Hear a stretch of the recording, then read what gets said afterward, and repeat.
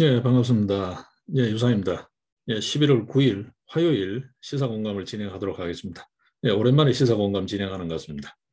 예, 다른 일정들, 그다음 유튜브 쪽에서도 다른 섹션들 어, 진행이 있어서 예, 시사를 예전같이 시원시원하게 진행하지 못하는 부분이 있습니다. 그 점은 이해를 좀 해주시고 간간이라도 우리가 시사의 주요 맥점은 짚어가야 될 것 같습니다.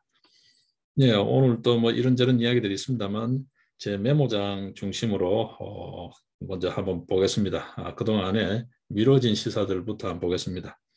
네, 백신 문제 여전히 문제가 많습니다. 그죠? 영국의 의학 저널, 최고 권위를 자랑하는 의학 저널이죠. 더 BMJ가 화이자 백신 임상 시험이 부적격하다. 그러니까 제대로 실험 요건을 갖추지 않았다라는 거고 예방 효과도 과장되어 있다. 하나는 충격적인 어, 이야기를 발표를 했습니다. 자, 여러 가지 문제가 많습니다. 그죠? 이 제보자 관련 이야기가 있죠. 화이자의 임상 실험을 직접 진행했던 전현직 3명의 제보자 말을 인용해서 의학저널 쪽에서 공개적으로 문제가 있다라고 발표를 했습니다. 그동안에 이런저런 이야기들이 많았습니다만 이제 하나둘 실체가 드러날 것 같습니다. 이 와중에도 미국의 질병통제센터 CDC는 4차 접종을 권고하는 이런 어떤 참 우스꽝스러운 일이 벌어지고 있습니다. 예, 각 이 기관들 문제 많습니다, 여러분. 미국의 CDC만 하더라도 예산의 절반이 이 다국적 제약회사들의 돈으로 움직인데도 과언이 아니에요. 유럽의약청 EMA도 예산의 80% 이상, 87%라고 이야기되는데 그 돈이 전부 다 다국적 제약회사의 돈이에요.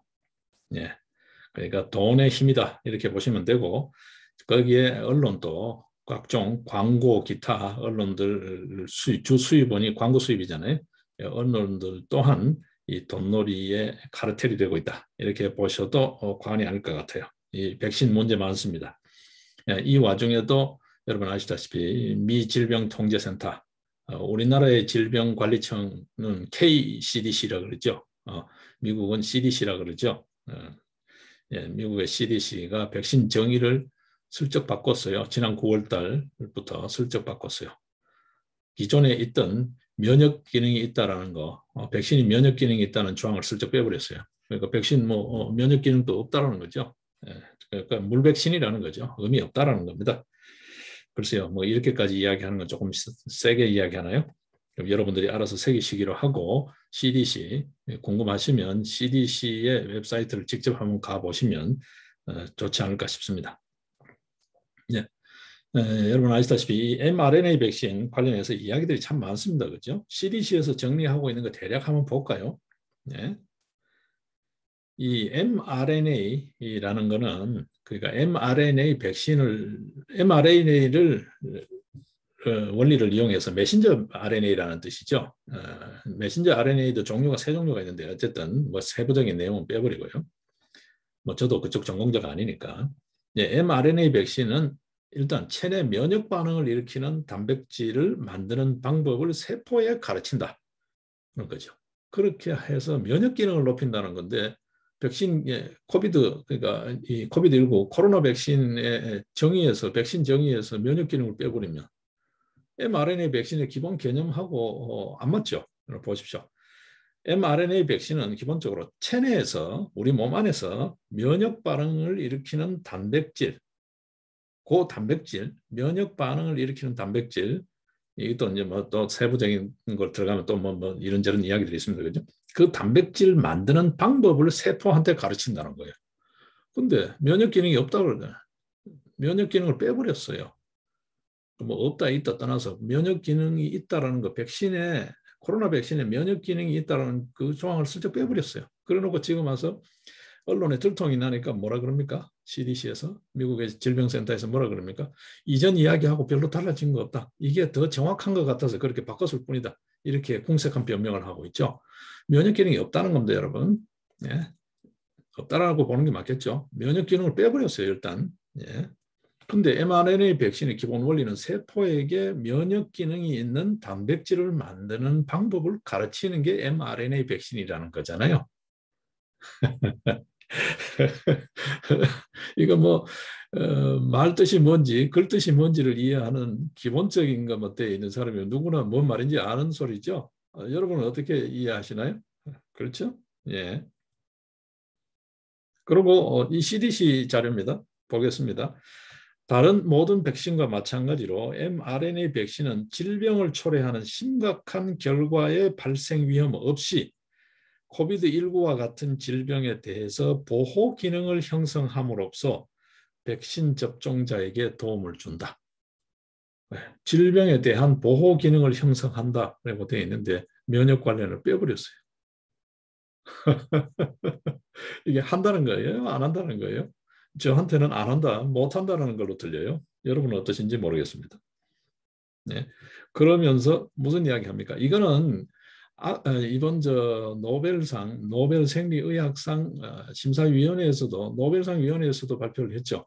아직 mRNA 백신이라는 것은 원래 누구나 다 이 mRNA 백신을 개발한 쪽에 상을 줄 거라고 했는데 전혀 아니었죠. 그죠? 통증 관련 감각 수용체를 발견한 팀에게 돌아갔잖아요. 그러면서 왜 mRNA 백신 쪽을 못 받았냐고 물으니까 그 노벨상 위원회에서 발표한 내용이 그겁니다. 아직 mRNA 백신이라는 것은 과학적으로 확정된 원리가 아니다라는 거예요. 근데 지금 CDC 자료에는 뭐라고 되어 있는지 한번 볼까요? mRNA 백신은 최근에 대중에게 제공되기 시작했다. 그렇지만 연구자들은 수십 년 동안 mRNA 백신을 연구하고 다루어 왔다. 가설로만 있었습니다, 여러분. 물론 뭐 지속적으로 연구한 팀도 있었겠죠. 근데 별반 상용화하지 못했어요, 여러분. 그 내막은 대략 아시죠? 네, 뭐더 말을 안 붙이겠습니다. 자, 그러고 또 보십시다. 최근에 교차 접종 뭐 온갖 이야기 다 나옵니다. 특히 우리 사회에서 백신이 부족하면서 빚어진 사태가 있죠. 네. 아스트라 맞은 사람이 화이자 맞아도 되고 뭐 얀센, 모더나 서로 막 교차 접종해도 된다 그랬죠. 여기 지금 CDC 자료는 뭐라고 되어 있는지 한번 보겠습니다. 기본적으로 2회 접종 시리즈의 1, 2차 접종의 경우 네. 그리고 필요한 경우 추가 접종 시에는 mRNA 백신 제품이 사용되어야 한다. 좋아요. 그러나 부스터 접종에는 모든 백신을 사용할 수 있다. 부스터 접종 제품은 기본 시리즈에 사용된 제품과 일치하지 않아도 된다. 이 말은 뭐냐면 중간 부스터 샷으로 맞는 거는 종류가 서로 달라도 상관없다는 거예요. 근데 기본적으로 1차, 2차 접종하는 백신은 동일 제품이어야 한다는 거예요. 이것도 논란의 여지가 있습니다. 그죠? 그리고 여러 가지 쓰는 법에 대해서는 여러분들 잘 아실 거예요. 잘 아실 거고. 자, 그 다음에 넘어가서 한번 보겠습니다. 자, mRNA 백신은 어쨌든 세포의 그런 방법을 가르치는 방법이기 때문에 그러니까 기존 백신처럼 병원체를 일정 정도 활력을 떨어뜨려서 집어넣지 않기 때문에 인체에 무해하다는 건데, 그죠? 그런 어떤 조각을 낳는다는 거죠. 네.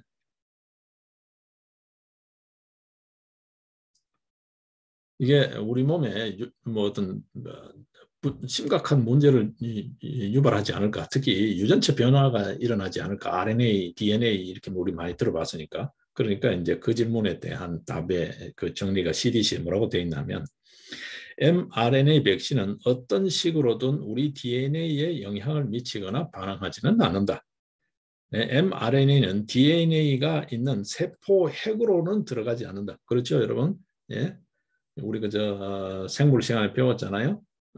그죠? 세포 핵이 있고 미토콘드리아, 뭐 리보솜 이렇게 있는데 그 세포 핵 밖에 있는 거죠. 예.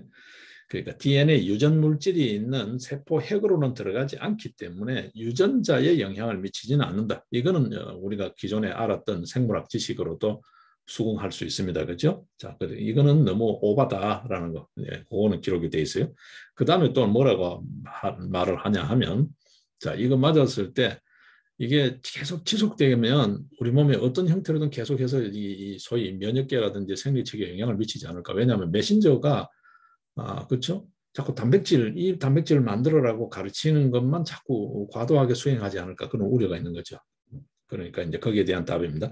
mRNA와 스파이크 단백질은 체내에서 오래 지속되지 않는다. 예. 우리 세포는 백신 접종 후 며칠 이내에 mRNA를 분해하고 제거한다. 자, 그거는 뭐 늘 그렇죠. 그죠? 우리 생리 활동이니까. 네, 스파이크 단백질은 인체가 생성하는 다른 단백질과 마찬가지로 최장 몇 주 정도만 체내에 머물 수 있는 것으로 추정한다. 추정이에요, 여러분. 네, 추정한다. 네, 아직 어떤 것도 입증되지 않았어요. 근데 CDC에 뭐라고 해놨냐면 그 다른 항목을 보면 코비드19 mRNA 백신은 엄격한 안전성 평가를 받아왔다. 이거 엉터리입니다. 지금 BMJ가 뭐라 그럽니까? 전혀 임상시험도 기준 미달이고 제대로 요건을 갖추지 않았다. 그 실험에 참여했던 전 현직 종사자의 제보에 따라서 뭐 확인하고 발표한 내용이에요. 이거 거짓말입니다. 이거 거짓말이에요. 엉터리예요. 네.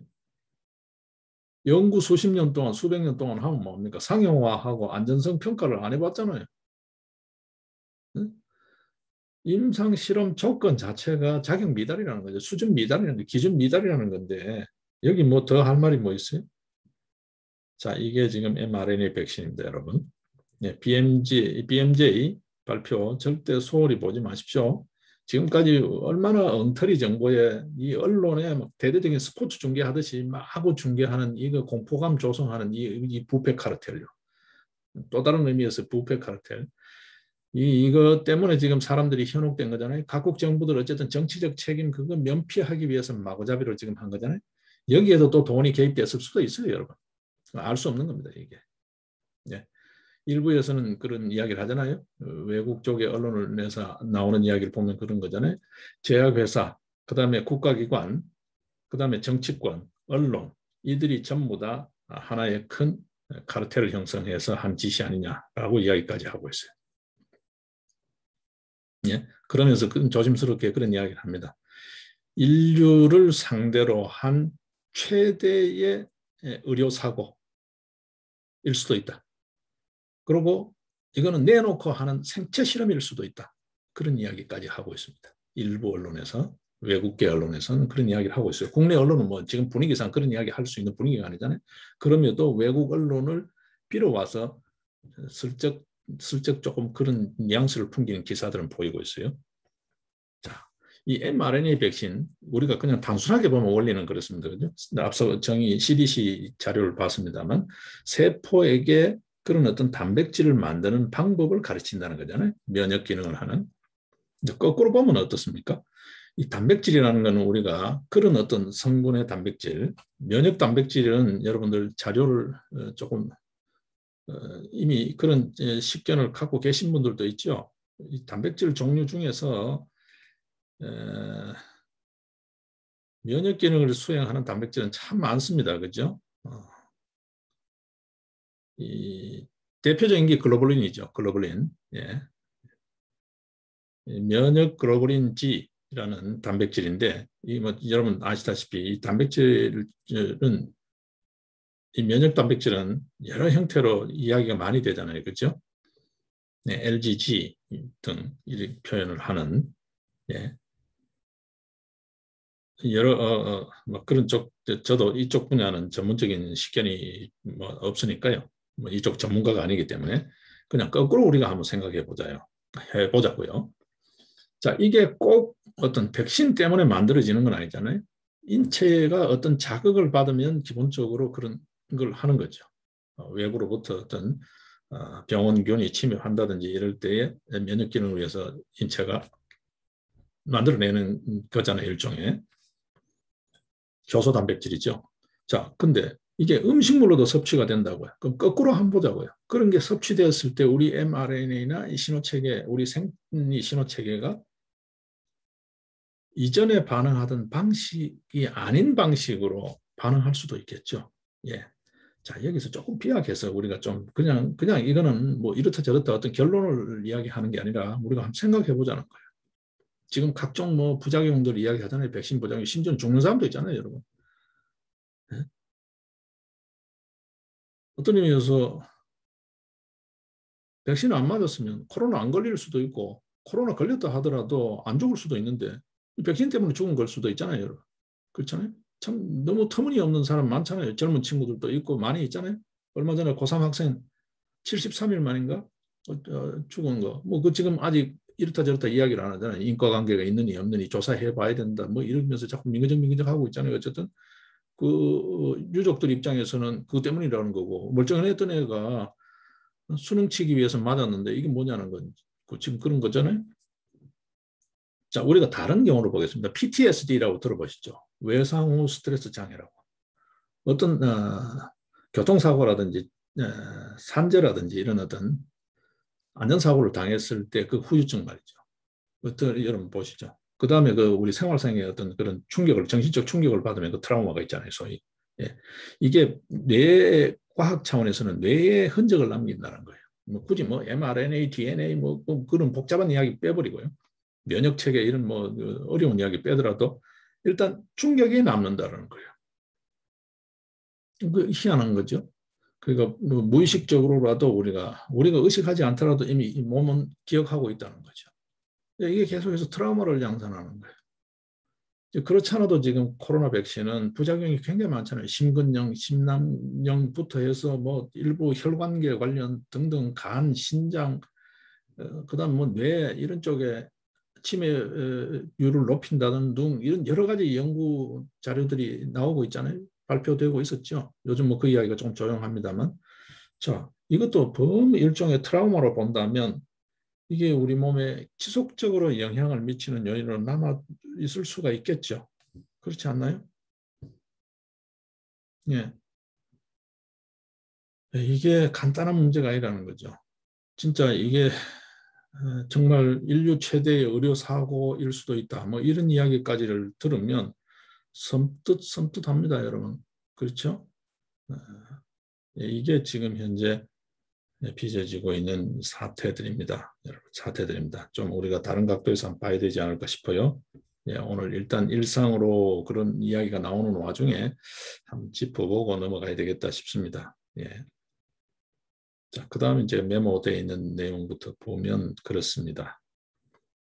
자, 그 와중에 화이자가 각국하고 여러 나라 백신을 주면서 주는 나라, 받아가는 나라와 맺은 이면 계약이 지금 문제가 되고 있어요. 지금 이 와중에 우리나라는 도대체 어떤 계약을 맺었나 화이자하고 공개를 해라라는 거죠. 이게 지금 문제가 많다는 거예요.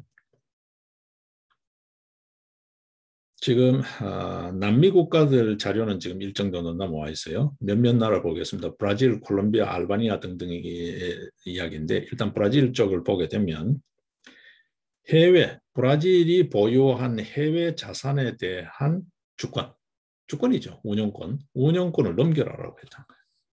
해외 자산 운영권을 넘겨라고 했던 브라질 같은 나라에.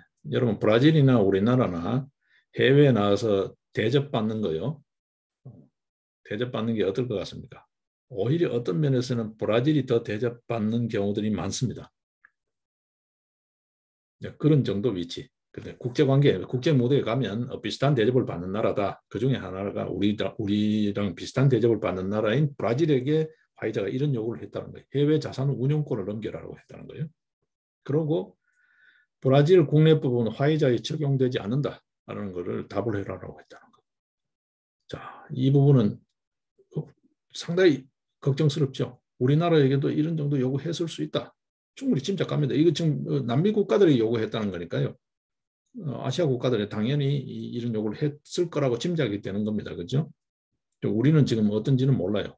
우리 정부는 어떻게 맺은지는 몰라요. 일단 브라질 사정을 보겠습니다.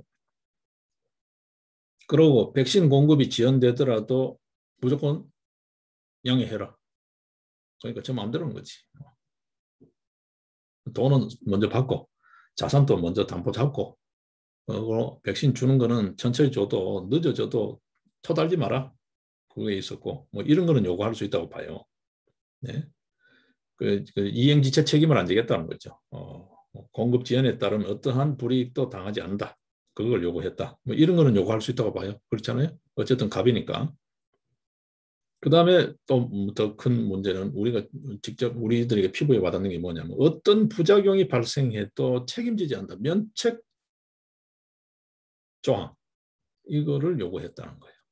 자, 이것도 지금 우리 사회의 문제일 수 있습니다. 정부 차원에서 뭐 백신 맞다가 문제되면 보상해 줘야겠다 그러고 지금 앞서서 문제된 것들 있잖아요. 전부 다 뭐 인과관계가 확인되지 않았다 등등등 여러 이유를 대면서 뭐 하나 제대로 우리 시원시원하게 보상해 주는 거 못 봤습니다. 그죠? 그 말처럼 못 봤습니다. 여기에 대한 국민들 불신 상당히 있습니다. 그죠? 여전히 지금 저것도 아마 경우에 따라서는 소송으로 가야 되지 않을까 싶어요. 지금 시원시원하게 인정한 게 뭐가 있나요? 제 기억으로는 잘 없습니다. 아, 글쎄요. 초기에 아주 강한 인상이 남아서 그러나요? 그 의료 인력들 이런 우선 접종했던 간호 인력들 멀쩡하게 잘 있던 사람이 문제를 당해가 뭐 하루 치료비가 400만 원씩 뭐 몇백만 원씩 나온다는 그런 기사들 그럼에도 불구하고 외면하고 있다는 그런 기사들을 우리 충격적으로 많이 접한 게 있습니다. 그죠? 그게 강하게 남아서 그런지 별로 이 백신 사고로 인정되고 보상받았다라는 보상했다라는 그 이야기를 별로 들어본 기억이 없어요. 제 기억에는 없습니다. 뭐 사실은 어떤지 모르겠지만 이런 이야기입니다. 그러니까 화이자는 책임 안 지겠다. 너들이 알아서 해라는 건데 각국 정부들은 어떤지 모르겠어요. 우리 정부는 제 기억에는 잘 없습니다. 여전히 자꾸 뭐 인과관계가 있느니 없더니 자꾸 역학조사 더 해봐야 된다 뭐 이런 이야기만 많이 들었지. 그거 그 백신 때문인 것 같아. 그거 무조건 보상해. 참뭐 너무 정부로서 미안하고 죄송스럽다라고 그렇게 상큼하게 시원하게 이렇게 사과하고 대처한 거 제 기억에는 없어요. 여러분들 기억이 있는지 모르겠습니다. 자, 그리고 아르헨티나에 대해서는 이거 브라질이고요. 아르헨티나에 대해서는 무슨 요구를 했냐 하면요. 국책은행 보유고, 군사기지, 대사관 건물 이걸 전부 다 담보를 제공해라라고 했다. 나라를 내놔라는 거죠. 나라를 통째로 내놔라는 거죠. 그죠? 우리로 치면 한국은행 보유고를 깔아라는 거잖아요. 이걸 전부 다 담보를 제공해라는 거니까. 자, 이게 지금 이제 문제가 되고 있습니다, 여러분. 예? 자, 우리에게도 분명히 이건 요구했을 거예요. 네, 화이자와 계약 내용을 일체 발설하지 못하게끔. 이게 이제 소위 기밀 유지 협약이라 그럽니다. 일반 상거래 비즈니스에도 이건 합니다. 잘 안 지켜져서 이게 늘 분쟁거리가 되는데요. NDA라 그래서 기밀 유지 협약은 모든 일에 다 기본적으로 합니다. 예. 심지어는 애플 같은 경우에 그렇잖아요. 우리하고 계약했다. 애플하고 계약했다는 것조차도 이야기 못하게끔 하는 조항까지 강하게 넣는 경우도 있죠. 예, NDA에서부터 서로 비즈니스 힘겨루기를 하는 거거든요. 예. 자, 우리 정부에도 분명히 이건 요구했을 것 같아요. 예. 자, 그 다음에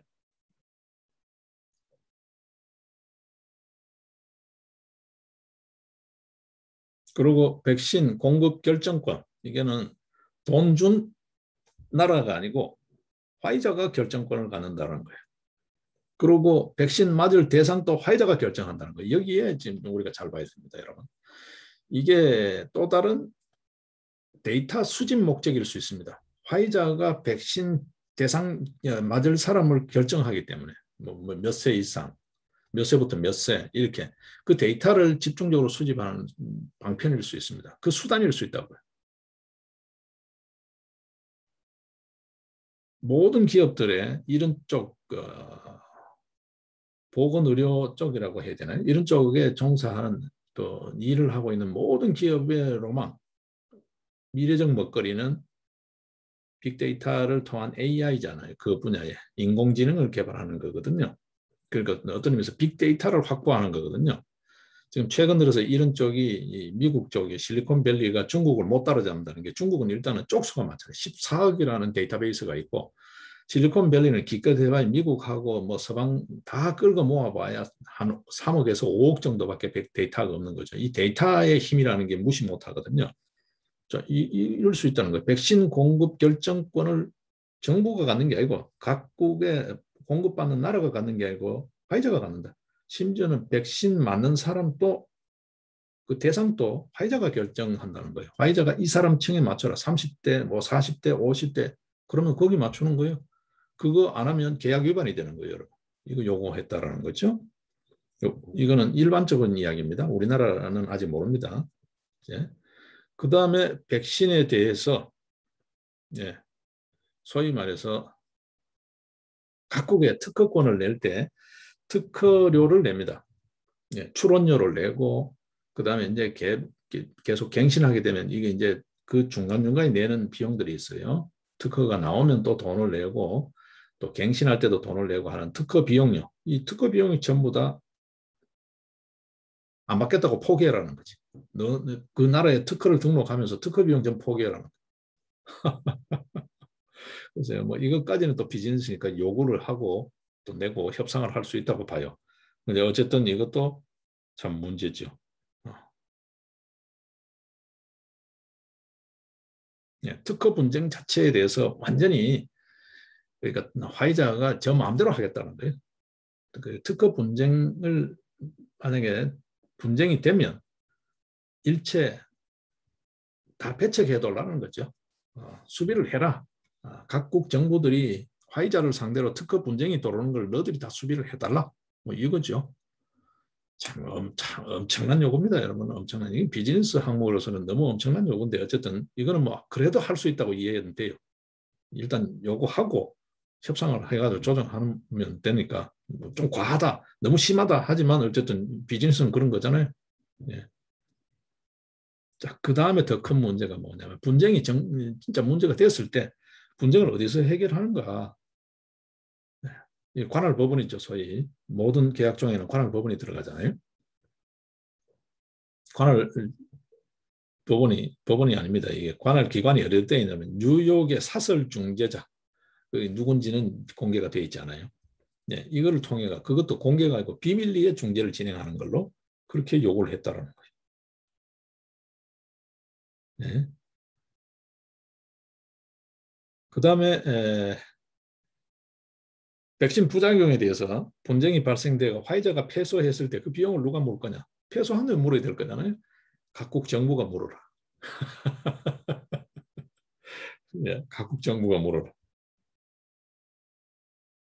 그리고 백신 관련해서 잡음이 생기면 분쟁이나 잡음이 생기면 일체 공론화되지 않도록 책임져라. 각국 정부가. 그러니까 언론 봉쇄해라 이 말이죠. 입 막아라. 말나지 않게 다 문제 없다라고 다 그렇게 해가지고 뭉개라. 그건 너희들이 알아서 해라. 각국 정부에게 요구한 조항이 계약서에 들어있다는 거예요. 이게 우리나라에까지 적용된지는 모릅니다. 어쨌든 그렇다는 거예요. 그리고 앞서도 말씀드렸다시피 백신 대금 이거 돈 안 줄까 봐, 돈 띄묻을까 봐 그 돈 받기 위해서 공공 자산도 압류할 수 있다라는 거 그거에 사인해라. 각국의 공공 자산을 저 마음대로 백신 대금 안 낼까 봐서 그걸 압류할 수 있도록 내라는 거죠. 소위 국가 소유 해외 계좌, 해외 투자금, 상업 시설, 그다음에 국유 시설, 정유사 등등 포함해서 국유 시설. 앞서 보셨죠? 중앙은행 자산 보유고 시제금에다가 우리 여러분 뉴스에 기준금리, 뭐 시중금리 들어보셨죠? 기준금리 그거 결정하는 기준금리라는 게 중앙은행이 일반 시중은행에게 돈을 빌려줄 때 적용하는 금리잖아요. 예, 그러니까 중앙은행이 돈을 갖고 있다는 거죠. 그 보유고를 담보로 할 수. 예를 들자면 그런 거를 담보할 수 있다. 공공자산을 압류할 수 있다. 이게 이제 대금 지불 조건이에요. 그리고 앞서 말씀드린 백신 공급량, 공급 시기, 공급 단가 이런 모든 사항은 화이자가 마음대로 결정한다. 결정권은 화이자가 갖지 각국 정부는 거기에 결정할 수 있는 게 아무것도 없다. 이게 일반적으로 화이자가 각국에 내민 계약서 조항이라는 거예요. 이미 들통난 거는 남미 쪽입니다. 그렇죠? 앞서 말씀드린 브라질, 콜롬비아, 알바니아, 아르헨티나 등등이에요. 그런데 이게 제3국가에게도 마찬가지로 적용되었을 가능성이 크다. 그렇다면 우리나라는 도대체 어떻게 돼 있냐? 어떻게 돼 있길래 지금 이렇게 깜깜이냐 도대체? 이거 국정조사 해야죠. 이거 국정조사 해야죠, 여러분. 이게 단순하게 행정사무감사로 될 문제가 아닙니다. 그죠? 국정조사를 해야죠. 근데 야당 꼬라지 한번 보십시오. 이 대목인지 한번 보십시오. 이준석이 하고 있는 꼴을 한번 보고, 행태 한번 보시고, 김종인이 하고 있는 행태를 한번 보십시오, 여러분. 이게 꼴이 되는지 한번 보십시오. 자, 이야기 조금 이제 메모 중심으로 이야기를 넘기겠습니다. 자, 지금 뭐 일자리 정부 이야기하던 문재인 정부 지금 다 끝나갑니다. 네, 돈은 돈대로 쓰고 여러분 기억나시죠? 일자리 기금 뭐 50몇 조씩 이렇게 쓰던 장하성이 있을 때 쓰던 기억나시죠? 예, 뭐 자세하게 다 기억을 더듬어서 자료를 추려가지고 들여다보면 정말 염장만 지르고 뿌라통만 침입니다만 일단 현재 나오는 이야기 문화일보 쪽 기사를 메모해 놓은 걸 보게 되면 대졸 이상 비정규직자만 284만 명이라. 예, 비정규직 대졸 이상 284만 명. 역대 최대고 비정규직 비율도 35%로 역대 최고라는 거예요. 예. 국가 부채 증가율이 어떻다는 이야기죠? 외국 연구기관에서 하는 이야기죠. OECD 35개국 중에서 한국이 가장 국가 부채 증가율이 가파르다 하는 거예요. 자, 뭐든 뭐 OECD 이야기 잘하니까 이게 지금 나라 꼴입니다, 여러분. 대졸 비정규직이 35%입니다, 여러분.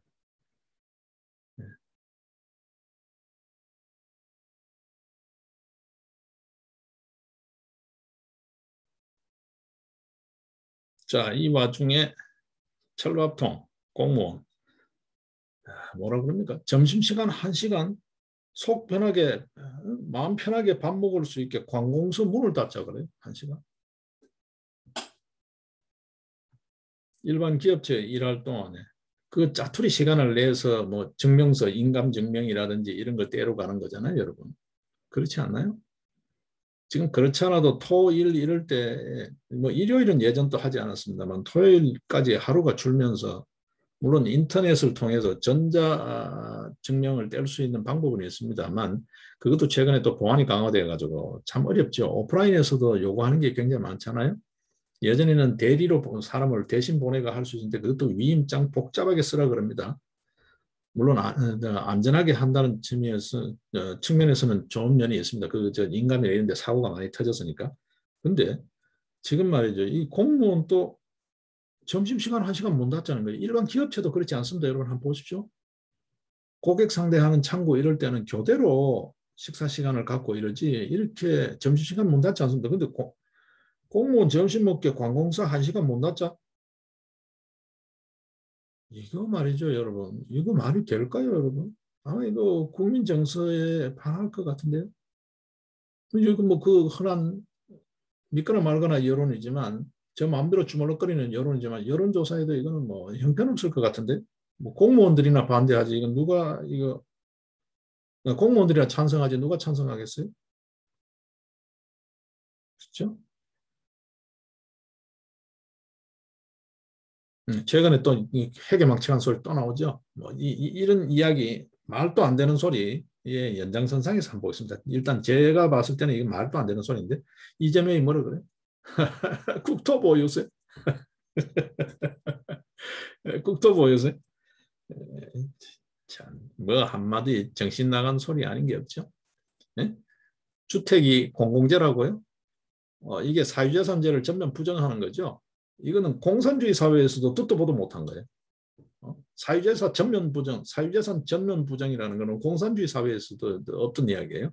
기존 공산주의 이론에도 없던 거예요. 듣보잡 공산주의란 말이에요. 이 정신 나간 소리, 국토보유세, 주택은 공공재다. 이 정신 나간 소리입니다, 여러분. 여러분 절대 현혹되지 않으셔야 된다는 생각을 해요. 여러분들 더 잘 판단하실 텐데 그렇습니다. 앞서 제가 잠깐 그 국가 채무 증가율이 이야기했죠.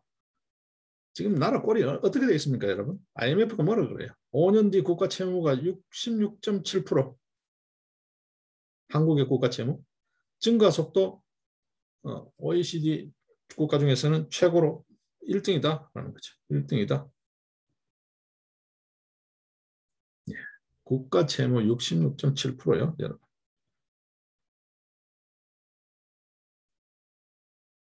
2위 한번 볼까요? 2위 체코입니다. 체코 45%. 예. 45%인데 2026년에 5년 뒤죠. 53.7%예요. 이거보다가 66.13%가 더 높아요. 예. 3위가 벨기에예요. 예. 119.7%. 뭐 등등등. 채무 증가율만 놓고 봤을 때 단연 1위라는 거예요. 예. 지금 현재 우리나라 GDP 대비 국가 채무요. 일반 정부 채무입니다. 공공기관 포함하면 우리 국가 채무가 상당히 많아요. 엄청 많습니다. 예. IMF가 정기 재정 점검 보고서에 소위 보고를 한 내용에 따르면 GDP 대비 일반 정부 채무 비율이 한국 정부가 올해 2021년도 51.3%인데 5년 뒤에 2026년에 66.7%로 15.4%가 상승할 거다. 이거는 소위 IMF가 나름대로 선진국 뭐 이렇게 기준을 정해놨나 봐요. 그 35개 국가 중에서 제일로 증가율이 크다. 이게 지금 우리나라 꼴입니다. 자, 이 와중에 지금 어쨌든 일정 정도 지금 예산이나 재정 재분배를 좀 해야 될 판입니다. 코로나 때문에 자영업자 피해 이런 이야기 나오죠. 예, 거기 또 뭐 또 정신 나간 소리요. 이재명이 재난지원금 100만 원 지돈이네. 예? 지금 대장동 뒷돈 이거 제대로 수사해가지고 전부 다 환수해야 됩니다. 그렇죠? 대장동뿐만이 아닙니다. 한두 개가 아닙니다. 지금 백현동도 이야기되고 미래도 이야기되고 그것뿐만일까요, 여러분? 예. 이 제대로 좀 털어야 됩니다. 그죠? 자, 그런 이야기요. 자, 이야기 그쯤에서 일단 이 이야기는 정리를 하겠습니다. 자, 그 다음에 최근 들어서 돌파 감염 이야기 나옵니다. 돌파 감염이 급증한다. 뭐 돌파 감염이랄 거 없습니다. 백신 언제까지 효과가 있는지 지속 기간도 정확지 않고요. 얼마나 이게 효과가 감소되는지 정말 얼마나 효과가 있는지도 자료가 엉터리고요, 여러분. 제약사 저 마음대로요. 임상실험 조건 자체가 안 맞다는 거잖아요. 자, 이 와중에 부스터샷 맞으라고 합니다. 어떤 부작용이 있는지도 모르는데 네. 이게 도대체 뭐 생체 실험인지 뭔지 또 모르는데 이걸 맞으라는 거예요. 뭐 때문에 누구를 위해서요? 제약사 돈벌이를 위해서 맞으라는 거예요? 도대체 뭐라는 거예요? 어? 지금 이런 이야기가 나오고 있습니다. 나오고 있습니다. 뭐 맞고 안 맞고는 여러분들이 판단하시는 문제지만 형편없는 이야기들 나오고 있습니다. 그죠? 네.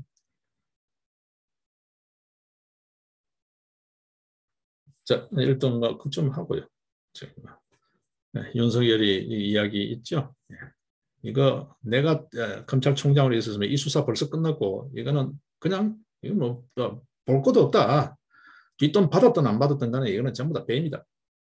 법적으로는 그렇죠. 뭐 법적으로는 그렇습니다, 여러분. 네. 자꾸 뭐 토달고 뭐 실체가 드러났느니 안 드러났느니 자꾸 말 흘리는데 이게 전부 말이 안 되는 소리입니다. 말이 안 되는 소리입니다. 경기도지사 누가 했고 성남시장 누가 했어요? 어? 최종 결재권자가 결재를 안 해줬는데 그런 일이 진행이 되나요? 무슨 그런 개백다구 같은 소리를 하고 있는 거예요, 여러분? 뭐 여러분들 더 잘 아시죠? 예.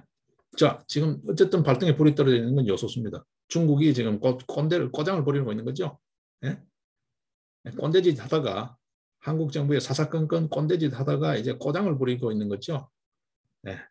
요소수 이거 하루아침에 해결 안 됩니다. 이거 만드는 설비 시설을 하는 데만 설비 공장을 짓는 데만 2년이 걸린다는 거잖아요. 일단은 당장 안 준다는 거예요. 대체 수입선을 찾기 위해서 뭐 러시아도 뭐 중동도 여러 군데 남미도 두드려 보지만 지금 조달이 안 된다는 거잖아요. 겨우 지금 재고 물량을 보게 되면 한 달치고 뭐 추가로 더 확보했다는 것도 기껏 해봐야 뭐 하루 많이 가면 한 달 쓰면 없다는 거잖아요. 지금 어떻게 할 거예요? 모든 산업이 올스톱 되게 돼 있어요. 지금 요소수. 그냥 호주서 2만 리터 수입했다는 건데 이거 해봐야 대형 트럭 수백 대분밖에 안 된다는 거예요. 예? 그렇죠?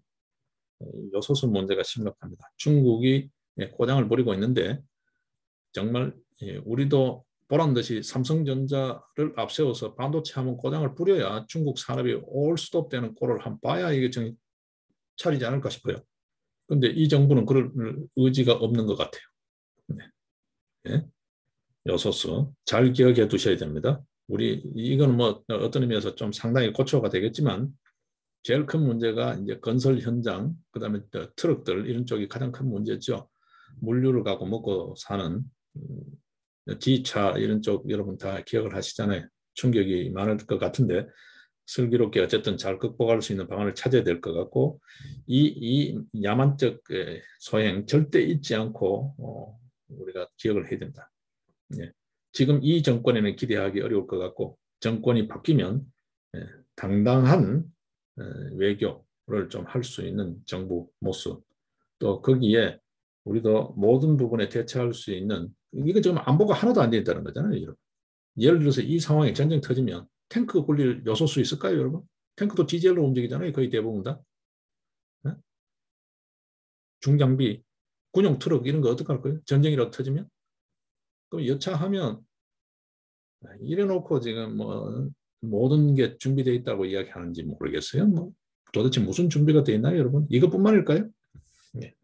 어쨌든 요소수 문제 이야기 이건 심각합니다. 우리가 잘 기억해둬야 돼요. 잘 기억해야 돼요. 정말 어떤 경우에는 눈에는 눈, 이에는 이 식으로 보란 듯이 응징할 수 있는 것도 필요하다 생각해요. 당장에 지금 반도체만 딱 정리해버리면요. 올스톱입니다, 여러분. 중국. 삼성전자 하나면 중국 정부 저거 전체를 마음대로 상대할 수 있다고요. 뭐 요소수 하나 가지고 지금 깔짝깔짝거리는데요.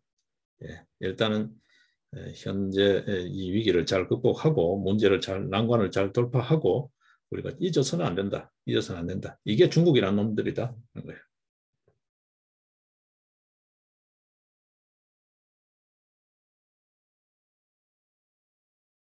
그다음에 이제 이 정부에 몸담았던 김종민 변호사 뭐라 그럽니까? 검찰개혁위원으로도 가담을 했었죠. 김종. 이거 검찰개혁이 아니다 이거. 그러니까 저 입맛에 맞는 검찰 조직을 만들기 위한 간판 명분이었지 검찰개혁이 아니다. 그리고 지금 대장동 수사 이거는 재집권을 위한 그 소위 말해서 눈가림 수사지 정치 수사지 이게 옳은 수사가 아니다. 저 저들하고 한솥밥 먹었던 친구들과 직접적으로 이야기를 하잖아요, 여러분.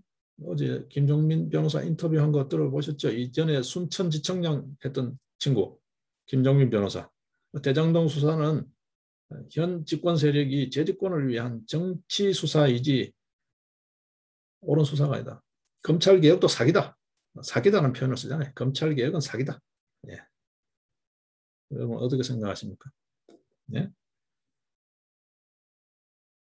원래 또 다른 이야기를 또 갈까요? 이 나라 꼬라지가 하도 엉망이니까 어느 한 구석 입을 대지 않을 수가 없는데요. 또 메모되어 있는 내용을 보면 그렇습니다. 세금, 예초에 예정했던 것보다 전부 다 어렵다 그러잖아요. 기업도 어렵고 자영업자 어렵고 뭐 전부 다 어렵다라고 하는데 일부 뭐 대기업이나 이런 플랫폼 기업들 빼고는 다 어렵다고 하는데 세금은 예초에 계획했던 것보다 40조를 더 걷었다는 거죠. 더 걷은 40조 이미 30조 쓰고 없고 남은 거 17조인데 예? 그중에 또 8조는 이미 또 어디 쓸 거라고 이미 계획도 잡혀 있다는 거예요. 남은 게 이제 9조밖에 안 남았는데 나라 고가는 꽉 차 있다고 헛소리 하는 놈도 있죠, 여러분. 누군지 뭐 이야기하면 또 아시겠죠. 예. 그리고 40조를 더 거둔데도 나라 살림살이는 전체적으로 100조가 적자예요. 예. 국가 채무는 사정없이 늘어나고 있어요. 앞서 살핀 대로. 자, 이 와중에 퍼주겠다는 소리예요. 숨 넘어가는 일단 자영업자를 지탱을 해줘야 지금 우리 사회 우리 경제에서 자영업자 비중이 상당히 높잖아요, 여러분. 자영업자 인구가 정확한 통계는 뭐 어떤지 모르겠습니다만 700만 이야기하니까 거기 딸린 식구들 하면 1000만인데 이거를 지탱을 해줘야 경제가 돌아가죠, 여러분. 그죠? 가계, 기업, 정부라는 이 경제 세 축이 유지가 되는 거잖아요, 최소한. 생산, 소득, 분배 뭐 이런 거 떠나서라도. 거기에 50조 긴급 자금을 투입하고 재정 항목을 조정하겠다는 건 이해가 돼요. 근데 지금 또 100만 원씩 다 나눠주자. 지금 여론조사하면 60%가 반대하잖아요. 국민들. 정신 나간 소리다는 거잖아요. 돈 줘서 싫어할 사람 아무도 없는데 돈 주겠다는 사람들이 이건 안 돼라고 하잖아요. 여러분. 지금 이 이야기입니다. 나라 국간이 꽉꽉 뭐라 합니까? 정부 당국자가 뭐라 그래요? 김부겸 총리가 뭐라 그래요? 정신 나간 소리 하지 마라. 돈 없다 이 말이잖아요. 지금 그러고 있습니다, 여러분. 그러고 있습니다. 여러분 더 잘 아실 거예요. 자, 이쯤 일단 메모 정리를 하고 오늘 지사로 돌아오겠습니다. 최근 들어서 보게 되면 국민의힘 대선 후보 경선이 끝나자 뭐 청년 2030 세대들 탈당 이야기 나오죠. 여기에 뭐 공작이 또 들어갔다는 이야기잖아요. 공작이 들어갔다는 소리가 한편 있고 다른 한편에서는 탈당이다 아니다 여러 가지 이야기 있습니다. 이준석이 뭐 비단 주머니요?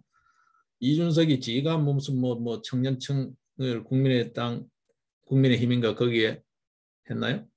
국민의당은 안철수죠. 국민의힘인지 국민의힘인지 간에 거기에 뭐 했나요? 네. 역선택 이야기하면 역풍을 맞을 거다. 여러 가지를 보셔야 될 것 같은데 글쎄요. 여러분 어떻게 생각하십니까? 여기에 또 검은 세력이 있죠. 여기도 검은 세력의 농간이 있어요. 그렇게 이제 말을 몰아가지고 이렇게 이간질 시키는 우리 사회 참 큰 문제인데요. 여론조사도 전부 지금 꺼지시고요. 그죠? 여론조사라기보다 여론 조작이잖아요. 어떤 의미에서. 네.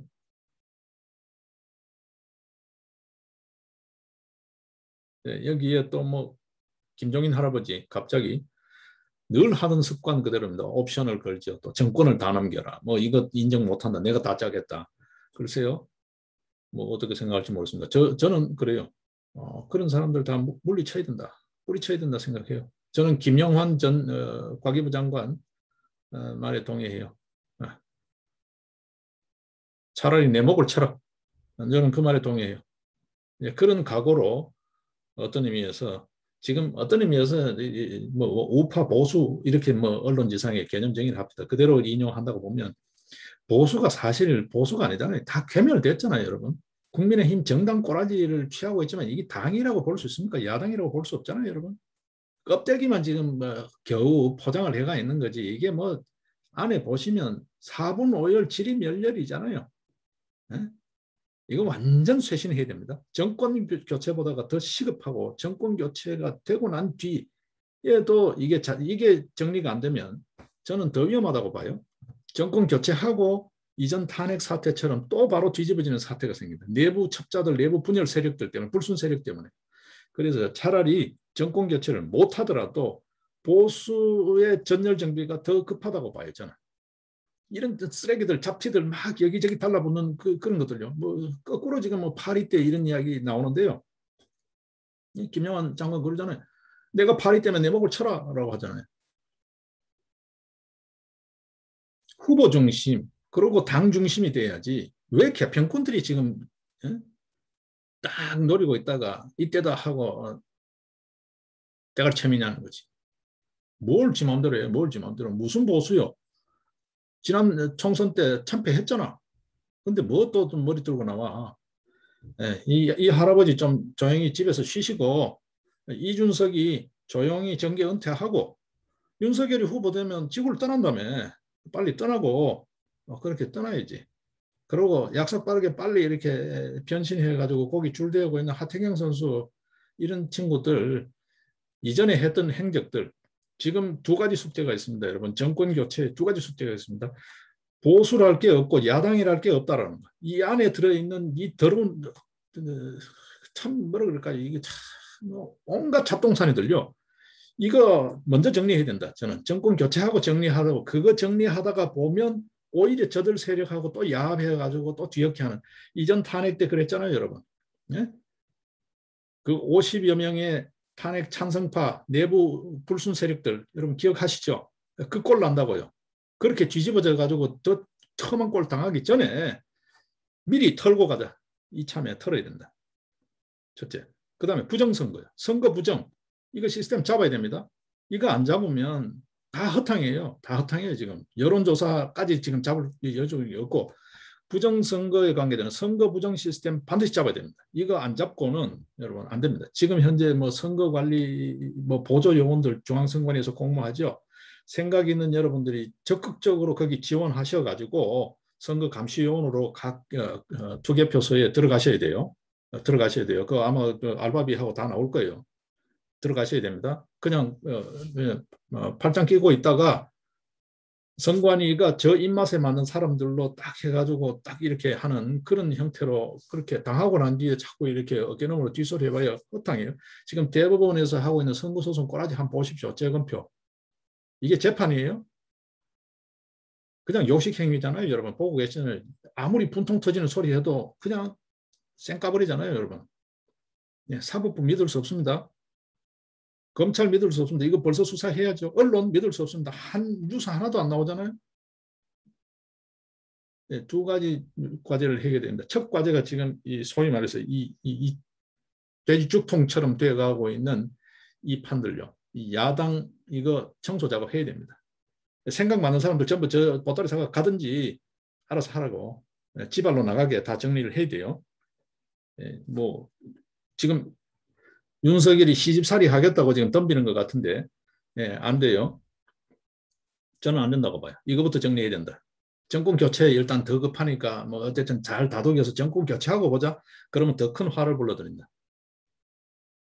일단 내부 정리해야 되고 그 다음 넘어야 될 산이 선거 부정입니다. 여러분. 선거 부정입니다. 이거 해결 안 되면 정권 교체 안 됩니다. 다 된 법 같죠? 다 된 법에 코 빠뜨릴 수가 있다. 그걸 우리가 잘 염두에 둬야 될 것 같아요. 오늘 급기야 조선일보 사설을 보면은 그 이야기를 하도 많이 보수 리부팅, 제가 발음을 보수 리부팅, 컴퓨터 리부팅이죠. 리부팅이 정권 교체만큼 절실하다라고 되어 있는데 정권 교체보다가 더 절실하다. 저는 그렇게 봅니다. 이게 오늘 전체 오늘자 새로운 뉴스에 가장 눈에 띄는 대목이에요. 이런 쪽은 아직은 가락은 살아있는데 조선일보 정신 차려야 됩니다. 조선일보 정신 차려야 돼요. 겨우 아직 옛날에 희미한 가락만 유지하고 있지 하는 짓 정신 차려야 됩니다.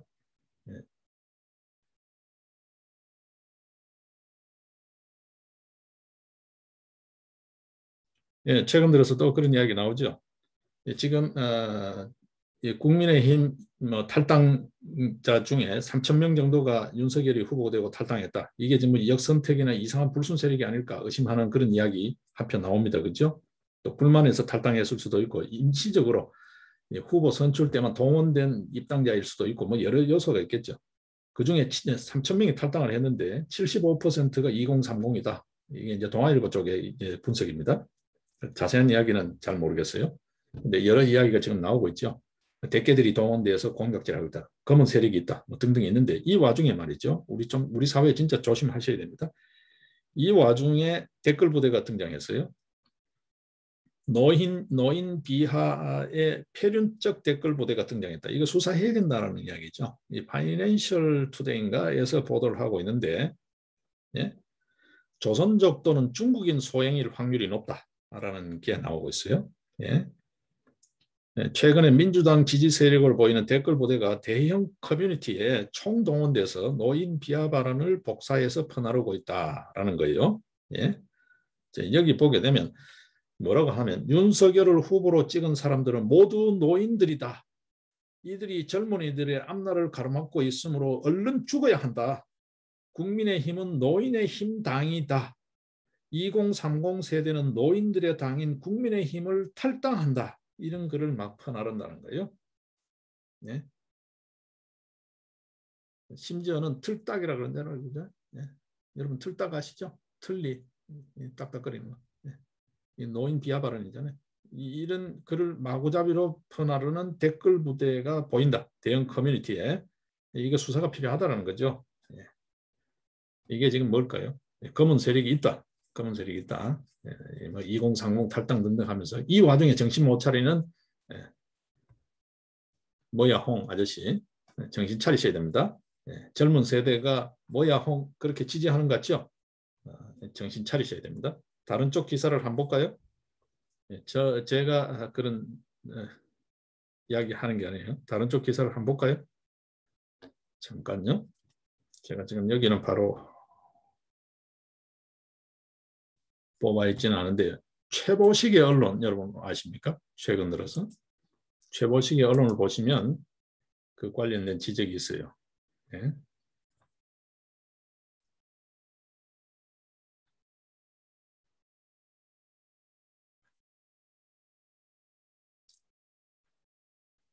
(2030) 세대 젊은 층이 예. 홍씨 아저씨, 당신을 지지하는 것 같지만 정신 차려라. 지금은 정권 교체에 조금이라도 방해되는 그런 행동을 하면 그거는 역사에 큰 오점을 남기는 행위다. 뭐 그런 이야기입니다. 자, 오늘 이게 기사가 넘어가 버려서 저도 여기서 바로 찾기가 어렵네요. 이 최보식의 언론 쪽에도 기사가 많이 나와서. 예, 이 김영환 인재영입위원장 이 말을 마지막으로 정리를 좀 하겠습니다. 이야기 좀 어수선하지만. 야, 나는 파리 때냐 하이에나냐. 내 자신을 어깨설점이고 돌아본다. 그런 이야기를 하면서 예, 차라리 내 목을 베라. 그렇죠. 예. 더 이상 김종인 할아버지, 저 개인적인 생각입니다만 김종인 할아버지 더 이상 노욕 부리지 마시고 이준석 정신 차리고 자신이 한 말 4.15 총선이 부정선거면 정계 은퇴하겠다. 재검표 증거물이 너무 많이 드러나서 뭐 어떤 생각을 하는지 모르지만 증거재판주의 입장에서는 이 말이 안 되는 이미 부정선거라는 게 백일안이 너무 명명백백하게 드러나서 관리관 도장 없는 것도 자꾸 유효표라고 그러잖아. 이런 엉터리 재판. 정계 은퇴. 또 윤석열이 후보되면 지구를 떠난다며. 스페이스 X를 타든지 지구를 떠나시고 조용히 좀 정리가 돼야 돼요. 보수 리부팅이라는 숙제가 가장 급하다는 생각을 합니다. 예, 지금 이전 캠프에 있던 멤버들이 이제는 당 중심으로 좀 더 큰 울타리를 쳐야 되겠지만 예, 야권 통합의 거강꾼으로 나서겠다는 김영환 전 의원의 그 말이 상당히 의미가 있다. 그런 역할이 필요하지. 지금 김종인 씨 그런 낡은 보수 그런 어떤 선거 공작질 소위 선거 기술자 이제 더 이상 필요 없다. 보수에 더 이상 필요 없다. 보수의 짐이다. 라는 게 제 개인적인 소견입니다. 예. 이준석 젊은 마인드 아니다. 몸은 젊을지 모르지만 나이는 젊을지 모르지만 생각은 꼰대다. 정말 너무 지난 꼰대 중에도 이런 꼰대가 없다. 저질 꼰대다. 저질 꼰대다. 지 혼자 젊은 척 하는지 지는 젊다고 생각하는지 모르지만 저처럼 나이 든 사람이 봐도 나이 든 사람도 그런 사람 없다. 정신 차리라. 이 소리는 마지막으로 하고 싶어요. 예, 오늘 시사공감 이야기 모처럼 만에 같이 했습니다. 예, 다음 시간에 뵙겠습니다. 예, 고맙습니다.